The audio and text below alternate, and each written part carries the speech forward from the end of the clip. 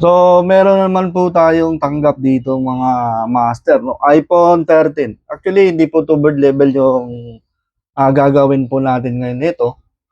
Napapansin nyo po, ang problema po niya, yan po, meron pong walang display pero merong ilaw po dito na side.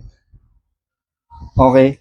So, ang kwento ng customer ay yung bigla lang daw nawala, no? Ito na po yung mga problem na white screen, green screen. Parang green screen po siya kasi green yung guhit dito sa ibabaw. Masubukan po natin ngayon. Pero mostly po kasi yung batay sa aking experience o nakikita sa ibang mga technician, kapag ganito po sa driver po ng mismo, yung driver IC ng hindi yung touch IC, kundi mismong driver IC ng ang tawag nito ng LCD. Okay? For example, ito po yung makikita po ninyo. Yung parang ganito, guhit yan, no? Yan po yung driver IC na madalas nagkakaproblema. Okay, so mag-banding po tayo ngayon. I-try lang po natin. So, wish me luck kung magagawa po.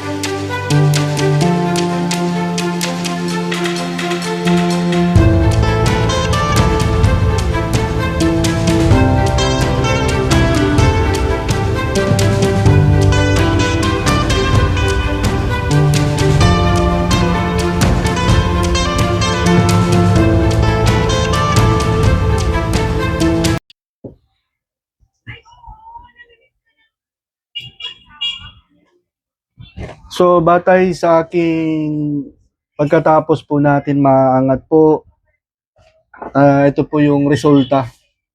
Okay? So, gaya ng nasabi ko, hindi po sa flex yung problema, kundi sa USB driver. May nakikita na ako isang nag-upload ng video o content sa YouTube. Hindi ko nakikita kung paano niya pinalitan yung USB driver. Ito po yun, papakita ko po sa inyo. USB driver, sorry po. Hindi po USB driver, kundi yung display LCD driver po niya. Ayan po, yung nakadikit po dito, no? So, kusa po siyang umangat. Okay, so, yun po ang isang palatandaan po na pag nagkakaroon po ng problema ng ganun, black screen, may guhit sa itaas, USB driver po. Kung napapansin po ninyo sa itaas, ayan po, ayan, yan po yung tama ng kung saan nilalapat yung USB driver. No, mapapansin po natin. Yung iba naman po wala. Kusa lang po bumigay po siya. Ayan. Pinutol ko na din po yung flex nito. Ayan po. Malinis naman po yung iba. Maliban po dito. Yung parang kung saan po nilalapat yung ano. Ayan. Ay nagkakaproblema. Ang nakakapagawa nitong circuit ng kung saan nilalapat yung USB driver, ang nakakagawa nito yung laser na machine na naglalagay ng carbon, no? Yung nagre-repair ng ah, ah, vertical na vertical line sa LCD. Yun po yung machine na yun, laser. So, yan lang po yung makagawa. At saka wala pang solusyon no na ipinakita sa kahit yung isang tao nakikita ko na nagpapalit ng USB driver pero wala pong